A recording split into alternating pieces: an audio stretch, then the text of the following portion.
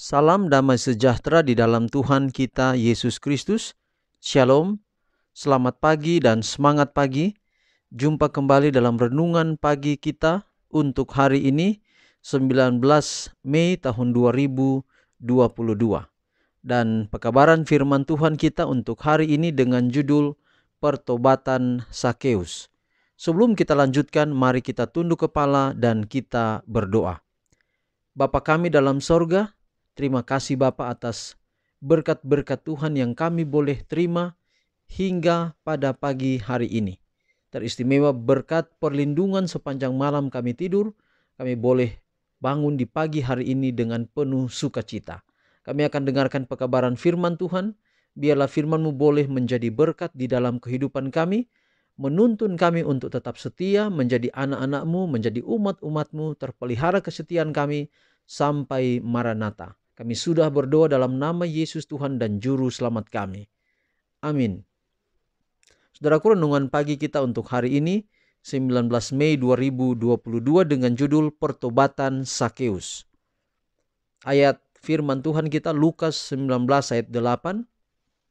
Tetapi Sakeus berdiri dan berkata kepada Tuhan, Tuhan, setengah dari milikku akan kuberikan kepada orang miskin, dan sekiranya ada sesuatu yang kuperas dari seseorang, akan kukembalikan 4 kali lipat. Sekali lagi, Lukas 19 ayat 8. Tetapi Sakeus berdiri dan berkata kepada Tuhan, Tuhan, setengah dari milikku akan kuberikan kepada orang miskin, dan sekiranya ada sesuatu yang kuperas dari seseorang, akan kukembalikan 4 kali lipat.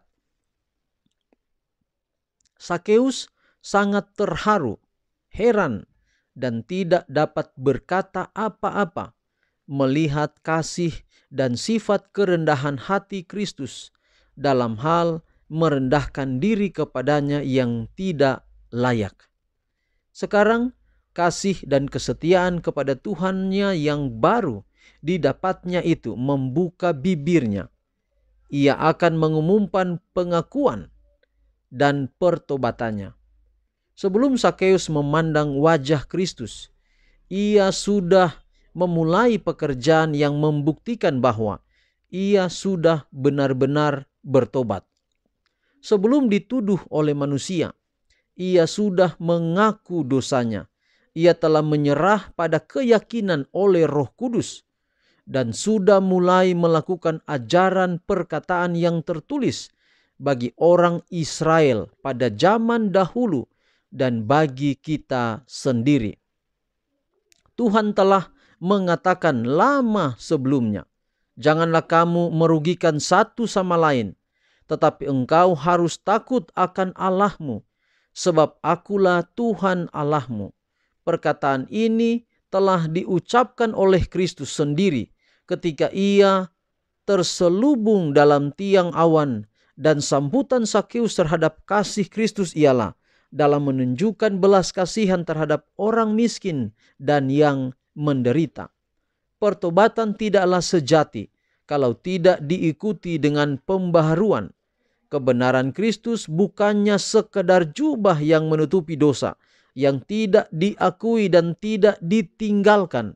Itulah prinsip kehidupan yang mengubah tabiat dan mengendalikan budi pekerti.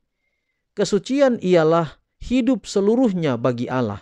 Itulah penyerahan hati dan kehidupan seluruhnya untuk didiami oleh prinsip-prinsip surga.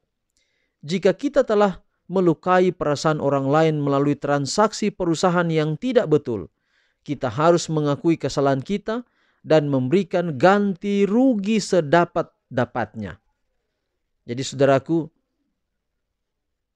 pertobatan Sakeus ini pertobatan yang unik, sedikit berbeda dengan pertobatan Salomo, pertobatan Daud, pertobatan Nehemia, atau pertobatan tokoh-tokoh Alkitab lainnya.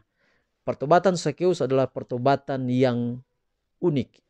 Memang apa yang dilakukan Sakeus juga dilakukan oleh orang lain ketika menunjukkan pertobatan. Saya dan saudara bukti pertobatan kita yang sejati adalah kita melakukan sesuatu.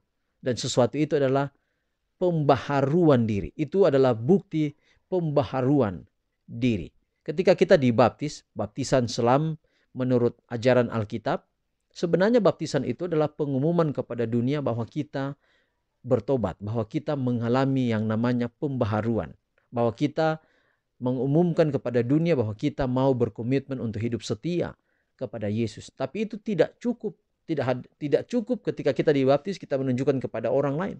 Itu harus ditunjukkan lewat kehidupan kita hari lepas hari. Pada peristiwa di dalam kitab Lukas pasal 19 ini, di sini kita melihat bahwa Sakeus ketika dia dijamah oleh kasih Yesus. Yesus yang merendahkan dirinya datang ke kota Yeriko. Mungkin dia punya keperluan yang lain, tetapi Yesus harus menumpang di rumah Sakeus. Sang pendosa dianggap oleh orang Farisi bahwa Sakeuslah paling berdosa. Bahkan mungkin di kota itu dialah yang paling berdosa karena itu status yang diberikan, yang disandang, yang diberikan kepada para pemungut cukai, dan apalagi Sakeus sebagai seorang kepala pemungut cukai. Dan ketika Yesus menjamahnya, maka dia dari bibirnya, dia berdiri, dia mengambil sikap, membuat komitmen. Itulah bukti pertobatan. Dia katakan bahwa setengah dari milikku akan kuberikan kepada orang miskin. Lihat, setengah dari milikku akan kuberikan kepada orang miskin.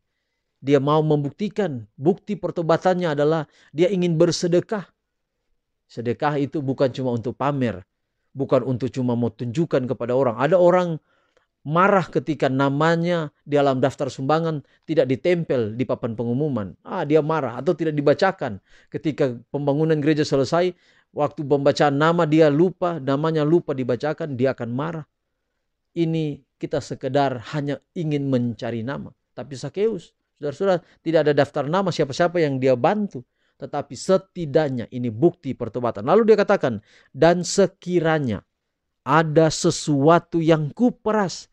Saudara-saudara lihat, kita sering menuduh pemungut cukai adalah pemeras. Mereka tagih misalnya harusnya 2.000, mereka tagih 4.000, untung 2.000. Kita tuduh demikian. Demikian pula orang pada waktu itu menuduh Sakeus demikian. Tapi mari kita perhatikan ayat ini katakan, dan sekiranya, ini if bahasa Inggrisnya, if, jika ada sesuatu yang kuperas. Jadi saudara lihat, ini bukti seorang yang bertobat, dia mau menyatakan kejujurannya. Jadi dari ayat ini kita tahu Sakeus bukan seperti yang kita tuduh. Karena ayat ini mengatakan, jika ada yang kuperas, akan kukembalikan 4 kali lipat. Pertama tadi dia bilang setengah dia kasih kepada orang miskin. Artinya hartanya setengah habis. Kalau ada lagi yang dia peras, dia akan kembalikan 4 kali lipat. Berarti dia tidak sanggup, dia berdusta. Dia buat penipuan di sini. Maka tidak mungkin Petrus yang bertobat, yang harusnya dia tunjukkan sifat pertobatan kepada Yesus, dia mau menipu. Itu berarti bahwa sebenarnya tidak pernah ada orang yang Sakeus peras. Karena di sini dia katakan, sekiranya, jika, seandainya ada yang kuperas, akan kukembalikan 4 kali lipat. Karena mungkin dia tidak tahu, atau mungkin anak buahnya yang peras, maka dia akan mengembalikan 4 kali lipat. Inilah bukti pertobatan Sakeus yang kiranya boleh menjadi bagian kita hari ini. Siapa kita, saudara? Kita punya banyak kesalahan. Kita mau datang kepada Yesus, Yesus bilang welcome, silahkan. Dosa sebesar apapun dia dapat mengampuni.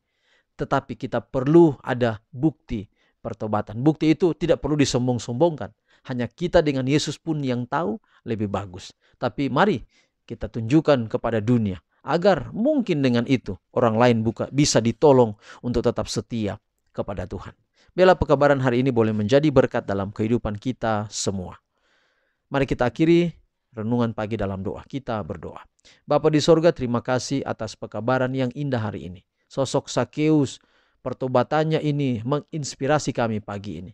Biarlah kiranya ini dapat menjadi berkat bagi kami. Bahwa kami mau membuktikan kami komitmen dengan Tuhan. Kami komitmen mau jalan dengan Yesus. Biarlah itu tidak hanya di bibir mulut kami. Tapi kami membuktikannya. Bukan untuk kesombongan.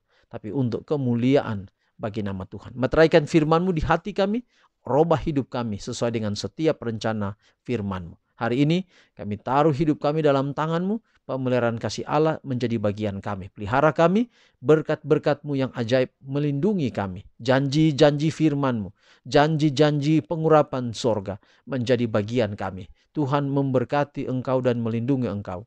Tuhan menyinari Engkau dengan wajah-Nya dan memberi Engkau kasih karunia. Tuhan menghadapkan wajah-Nya kepadamu dan memberi engkau damai sejahtera. Terpuji-pujilah nama Tuhan. Di dalam nama anak-Mu Yesus Kristus, kami persembahkan doa ini. Amin. Saudaraku yang kekasih, demikian pekabaran hari ini yang luar biasa. Tuhan memberkati kita semua. Salam semua. Sampai jumpa besok, dan khusus bagi saudara yang ada di Kediri, di Halmahera Barat, Tuhan kiranya memberkati. Sampai jumpa besok. Tuhan berkati kita semua. Shalom.